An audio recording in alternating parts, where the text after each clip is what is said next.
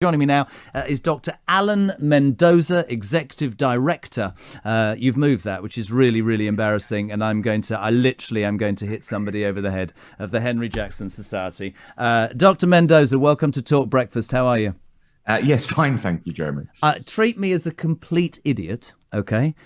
What in the name of the Lord are we doing? Forget what the disaster that's the government. How does a Chinese agent end up in the House of Commons for 7 years? There are pictures of her with David Cameron, and I hear in the news she won an award. What?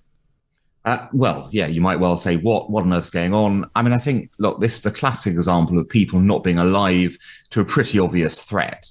I mean, if you've got someone who was, kind of rumoured to have links with the Chinese state in various ways, where over the years, a number of newspapers have sort of raised comment even about, well, what's going on here with this relationship and this person, and then suddenly they're unmasked as a potential Chinese agent.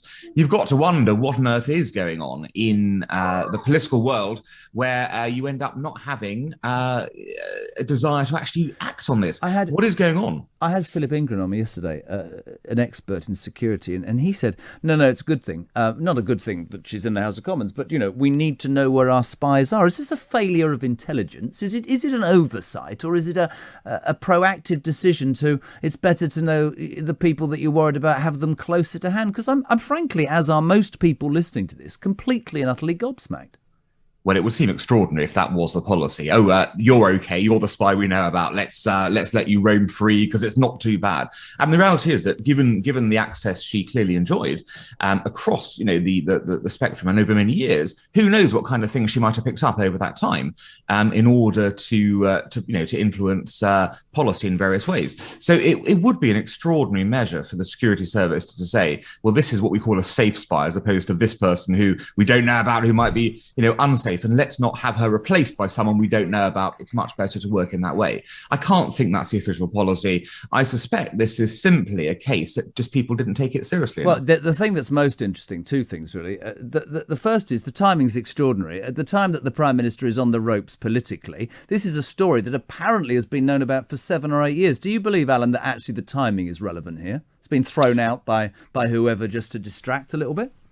Well, I don't believe our security services are politicised in the extent that that they're going to be launching things to take the heat off other people. I think the reality is that something must have sparked the decision to make this public right now. There have, of course, been concerns which have made the public, by the way. I mean, there have been newspaper articles about this. So it's not as if this has been secret. I suppose the biggest question really is for someone like Barry Gardner at the centre of this. He says he's been liaising with security services for years. Well, I think we probably need to know what on earth's been going on in that relationship. Well, as Vic says on text, have you forgotten that Barry Gardner and Labour took £500,000 from the Chinese Communist Party and employed a Chinese mole in his parliamentary office? To most of us waking up this morning, that's just like unbelievable, and I cannot do we have any agents in the Chinese Parliament, and if so, if not, why not? Do we know about that? Have we got any English? What's going on? Should we not get some?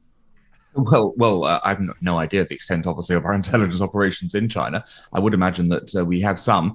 It probably doesn't extend. It probably doesn't extend to burrowing into Chinese institutions the way the Chinese have done here. I mean, it is a very one-way relationship here. If you look, Jeremy, across the board, whether it is political interference, whether it is technology theft, whether it is business espionage of various kinds, there is one-way traffic here where China is coming over here and infiltrating, and we appear not to be doing the same. So clearly what this is yet another wake-up call and warning about what China is really up to.